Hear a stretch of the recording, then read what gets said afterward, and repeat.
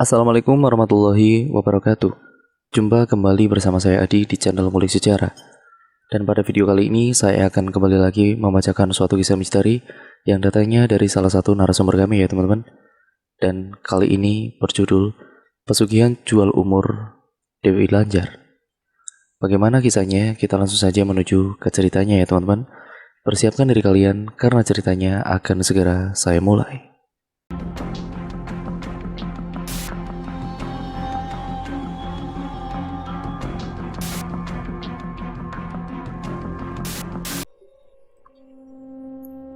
Kali ini saya akan menceritakan kisah pengalaman yang dialami oleh salah satu narasumber tentang kesaksian pelaku pesugihan, sebut saja namanya Bayu. Bayu ini menceritakan tentang temannya yang bernama Yanto. Yanto adalah seorang pelaku pesugihan.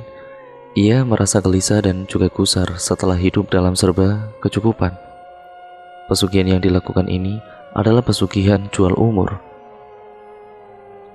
Pesugihan itu dilakukan oleh Yanto ke tempat ritual pesugihan di salah satu wilayah pantai utara Jawa, tepatnya di Pekalongan, dengan melakukan ritual pesugihan Dewi Lanjar. Nah, sebelum saya menceritakan lebih jauh, saya ingin menjelaskan di dalam pesugihan Dewi Lanjar ini, yang konon katanya tidak memakan tumbal, tapi dalam pesugihan itu ada kontrak yang harus dilakukan oleh pelaku pesugihan itu sendiri. Misalnya dia itu usianya 50 tahun. Sebelum dia mencapai usia 50 tahun, dia akan meninggal dunia di usia 40 tahun, ataupun berapa kontrak yang sudah disepakati kepada penguasa laut atau kepada sesembahan pesugihan tersebut. Dan 10 tahunnya itu, pelaku pesugihan akan hidup di alam gaib yang akan menjadi abdi budak bangsa jin itu. Dulu Yanto bukanlah orang yang berada, namun sekarang sudah menjadi orang yang sangat kaya raya, orang yang penuh dengan kemewahan, orang yang mampu berbakti kepada orang tuanya, dan orang yang punya sosial yang tinggi. Tapi ternyata semuanya itu ia alih-alih untuk menutupi perilakunya tentang dia melakukan sebuah pesugihan. Nah, ini cerita hidup dari Mas Yanto. Awal ceritanya, hidup Yanto waktu itu tidak seberuntung orang lain. Dia hidup dengan keadaan yang serba sangat kekurangan. Orang tuanya Yanto kesehariannya hanya bekerja sebagai buruh serabutan untuk mencukupi kebutuhan sehari-harinya. Mereka pun harus banting tulang dari pagi sampai malam. Namun, usia orang tua Yanto yang sudah tua, sudah sering sakit-sakitan, membuat kesehariannya hanya makan nasi tanpa lauk. Yanto sendiri dia tidak mau terus-menerus hidup dengan kemiskinan. Apalagi dia harus menanggung beban istri dan juga anaknya, kedua orang tuanya dan juga adik-adiknya yang masih menempuh pendidikan. Yanto yang sebagai tulang punggung keluarga, mau tidak mau, dia ini harus bekerja ekstra, yaitu dengan lembur dari pagi sampai pulang jam 10 malam. Itu semua demi keluarganya. Tapi yang namanya manusia pasti ada titik di mana mereka akan down dan akan capek juga. Lelah menjalani kehidupan dengan serba kekurangan. Nah, Yanto pun kemudian berada di titik itu.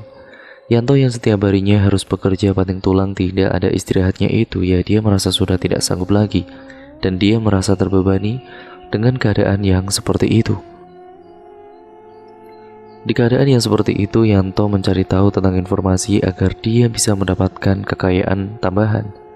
Yanto pun sempat menanyakan ke teman-temannya tentang tempat yang bisa mendatangkan kekayaan bagi dirinya itu.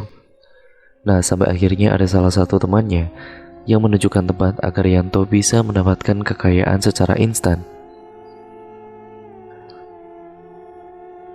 Tepatnya di salah satu tempat yang ada di pesisir pantai utara Jawa.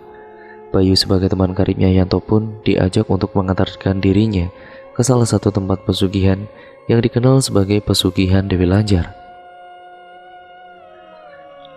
Disitulah Yanto bersama Bayu mendatangi juru kunci dan juga menceritakan keluh kesahnya selama dia menjalani hidup ini dengan yang serba sangat kekurangan itu. Juru kunci pun kemudian memberikan saran agar Yanto melakukan ritual pesugihan jual umur saja.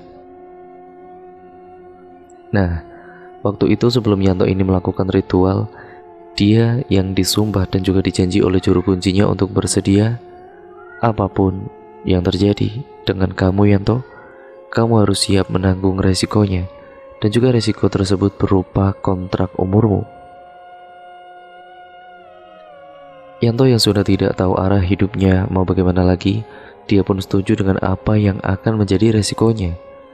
Dengan cara berjabat tangan dengan sang juru kunci itu, Yanto pun siap melakukan ritual pesugihan jual umur itu. Singkat ceritanya, saat semua sesaji sudah disiapkan oleh Yanto, mulai dari 2 ayam cemani, bunga melati yang masih segar, bunga mawar, serta bunga kenanga. Setelah itu semua sudah ada di tangan Yanto. Yanto datang lagi ke juru kunci itu dengan segala keyakinannya untuk melakukan ritual pesugihan demi merubah kehidupannya. Bayu meninggalkan Yanto bersama juru kuncinya. Yanto yang diantar ke salah satu tempat, entah tempat apa itu, di mana itu juga kurang tahu ya, karena waktu itu Yanto pergi ke rumah juru kuncinya dan hanya melewati pintu belakang rumah sang kuncen. Di hadapannya ini sudah terpampang hamparan air laut yang sangat luas. Dengan di sebelah pojok kanan itu ada sebuah gua yang sangat besar sekali. Yanto sempat takjub melihat apa yang ada di hadapannya ini.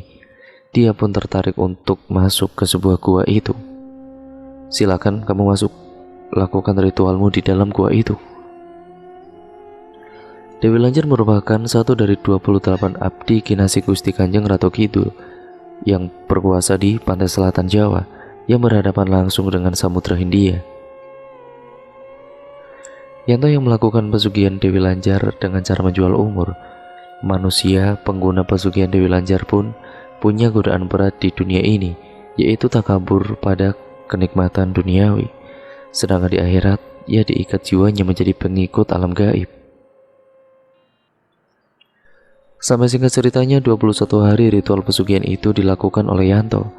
Sampai akhirnya Yanto dijemput oleh Bayu dan juga pulang ke rumah menemui istri dan juga keluarganya.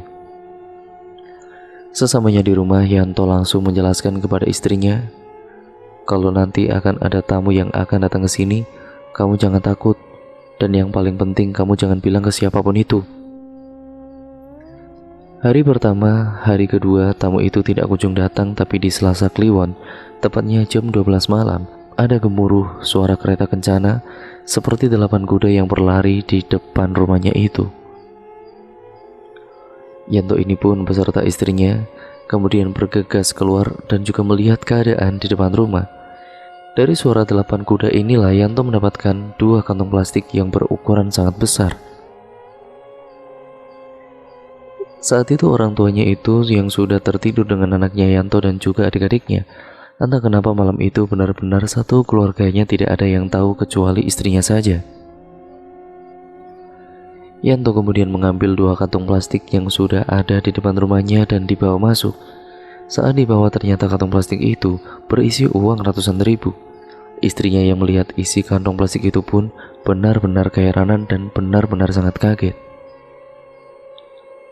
Tadi itu siapa ya Pak? Kenapa mereka memberikan kita uang dengan jumlah yang begitu banyak? Itu tadi yang datang ke sini dengan kereta kuda adalah sesembahanku. Sesembahan? Sampean melakukan pesugihan Pak? Iya benar Bu. Kalau Bapak nggak melakukan pesugihan, hidup kita akan terus miskin seperti itu Bu. Ya Ibu juga nggak mau kan hidup kita seperti ini sampai nanti kita tua. Ya sudahlah, terserah Ibu, ikut saja. Yanto yang menjelaskan kepada istrinya kalau dia mendapatkan uang itu dari hasil ritual pesugihan yang dilakukannya selama 21 hari di pantai utara. Ibu jangan takut, karena pesugihan yang Bapak lakukan ini tidak ada tumbalnya. Ibu jangan khawatir, Bapak, Ibu, anak termasuk kamu, istriku, dan juga adik-adikmu semuanya akan aman, karena Bapak sendiri yang akan menanggung resiko dari apa yang sudah Ibu lihat saat ini. Keesokan harinya, uang yang didapat dari hasil ritual pesugihan itu pun digunakan untuk melunasi hutang piutang orang tuanya, kebutuhan sekolah adik-adiknya dan anak-anaknya, untuk merenovasi rumah dan juga untuk membuka usaha. Yang waktu itu Yanto memilih membuka usaha konveksi karena sebelum Yanto melakukan ritual pesugihan, Yanto bekerja sebagai buruh jahit di desa sebelah. Keahlian yang sudah dimiliki inilah yang membuat Yanto berkeinginan membuka konveksi seperti teman-temannya. Singkat ceritanya, dalam 1 bulan Yanto mampu membuka usaha konveksi dengan 7 orang karyawan. Yang dilakukan Yanto dengan uang hasil ritual ini untuk membeli banyak bahan dan juga dijadikan pakaian maupun celana dengan harga jual yang sangat murah meriah. Dia tidak peduli mendapatkan keuntungan atau tidak, karena itu semua hanya sebuah akal-akalannya agar orang tidak curiga dengan kekayaan yang dimiliki oleh Yanto. Sampai 1 tahun lamanya usaha konveksinya Yanto berjalan dengan baik. Yang tadinya 7 orang karyawan, sekarang dia mampu melebarkan usahanya ke beberapa rumah tetangga-tetangganya. Usaha yang berjalan 1 tahun itu pun benar-benar membuat Yanto dikenal di lingkungan sekitar sebagai bos besar yang dermawan, karena setiap minggunya Yanto ini pasti melebihkan gaji para karyawannya, dengan tujuan agar mereka itu tidak curiga dengan kekayaan yang dimiliki oleh Yanto. Dan setiap orang yang bertanya, apa tips kesuksesannya Yanto ya? Yanto dengan enteng menyebutkan alasannya dengan cara sedekah, maka uang itu akan kembali berkali-kali lipat. Tapi ya tentu saja itu semua hanya tipu muslihat agar para tetangganya ini tidak tahu kalau semuanya itu karena Yanto melakukan pesugihan jual umur. 1 tahun usahanya berjalan lancar tanpa adanya hambatan. Yanto bahkan mampu membeli tanah kosong yang digunakan untuk membangun rumah yang sangat megah dan total biaya pembangunannya sampai ratusan juta rupiah. Kalau secara logika, ya usaha yang baru berjalan 1 tahun itu tidak mungkin bisa untuk membangun rumah yang begitu mewah dengan perabotan rumahnya yang serba mahal. Akan tetapi tidak untuk Yanto. Bagi dirinya tidak ada yang tidak mungkin selagi dia melakukan ritual pesugihannya. Dari situlah para tetangganya merasa heran dengan kekayaan yang dimiliki oleh Yanto. Mereka mulai beranggapan kalau Yanto melakukan pesugihan, tapi kecurigaan para tetangganya ini tidak bisa dibuktikan secara nyata karena dari keluarganya Yanto sendiri masih lengkap, tidak ada satupun yang meninggal dunia. Namun tidak untuk Bayu. Dia tahu semua apa yang sudah dilakukan oleh Yanto selama 1 tahun belakangan ini. Semua kekayaan yang dimiliki Yanto ini adalah dari kontrak pesugihan dengan sang juru kunci untuk sesembahan pesugihannya Yanto yang berada di pesisir pantai utara Jawa. Singkat ceritanya, setelah selama 15 tahun Yanto menjadi orang kaya dan sudah menikmati kekayaan yang dimilikinya, dia benar-benar menjadi orang yang serba berkecukupan. Aset-aset yang dimilikinya pun sudah banyak dan Yanto menjadi orang paling disegani di desanya. Namun Yanto merasa kegelisahan dan juga ketakutan di setiap harinya. Pikiran-pikiran negatif yang selalu muncul membuat Yanto semakin khawatir, sampai Yanto ini mengeluarkan keluh kesahnya kepada Bayu. Umurku sudah tidak lama lagi. Mungkin beberapa tahun lagi aku akan meninggal dunia dan aku akan menjadi pengikut sesembahanku yang sudah memberikanku kekayaan selama ini. Bayu yang mendengar apa yang disampaikan oleh Yanto, Bayu ini berpikir, ternyata kekayaan yang dimiliki setiap pelaku pesugihan tidak membuat hidupnya selalu senang dan tenang.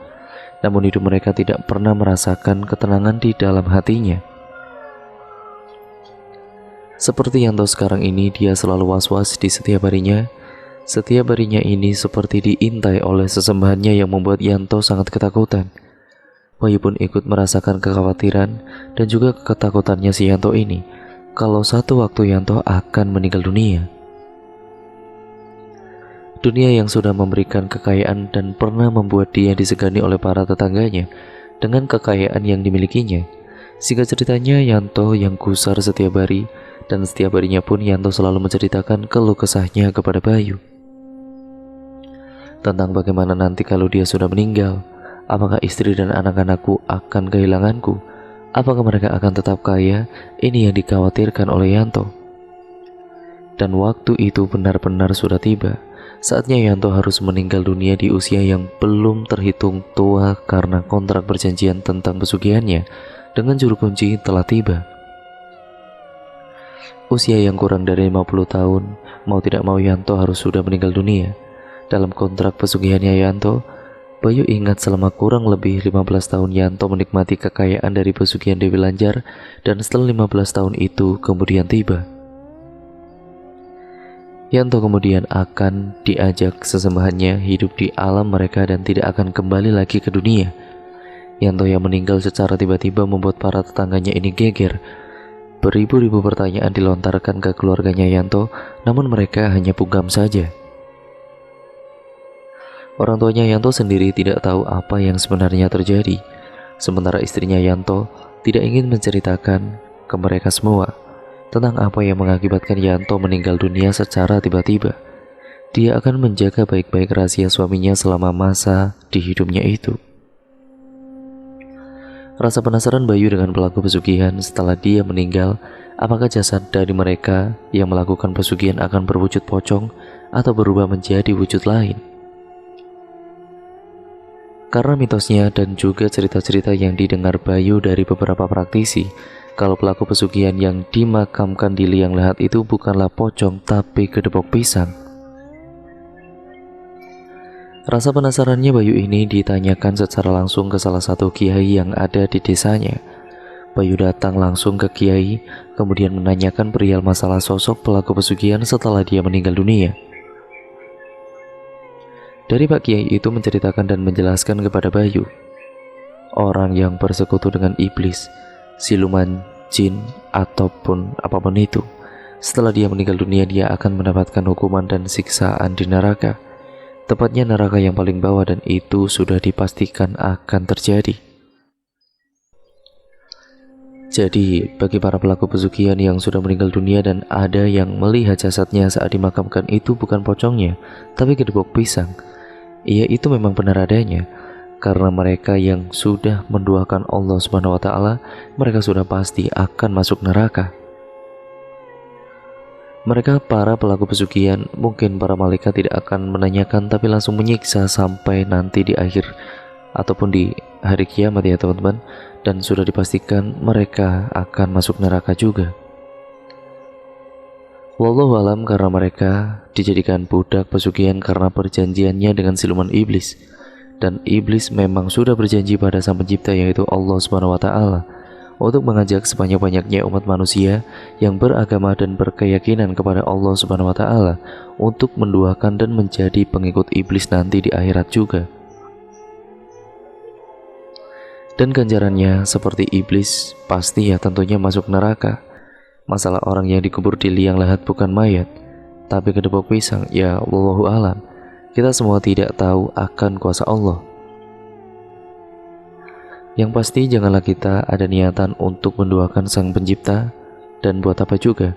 Kita hidup juga karena Allah, kenapa kita menduakannya?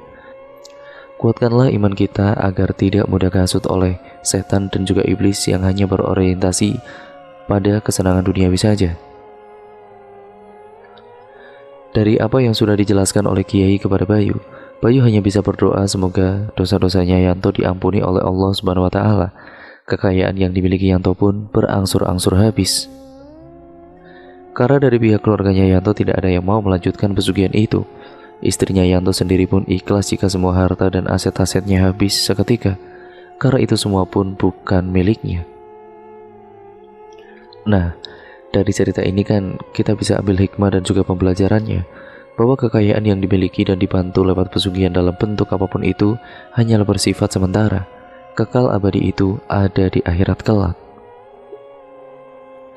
Semoga kita dijauhkan dari orang-orang yang sesat, dari orang-orang yang ingin menzolimi kita, dan selalu dalam lindungan dan rahmat Allah Subhanahu wa Ta'ala. Dan cerita pun akhirnya selesai sampai di sini ya teman-teman. Terima kasih untuk kalian semua yang sudah menyimak video kali ini. Jangan lupa untuk kalian like, komen, dan share video kali ini sebanyak-banyaknya. Dan semoga baik buruknya apapun yang terkandung dalam cerita pada kali ini, semoga kalian bisa mengambil hikmah, nilai-nilai positif yang terkandung di dalamnya, dan jangan mengikuti apa yang buruk yang berasal dari cerita ini ya teman-teman.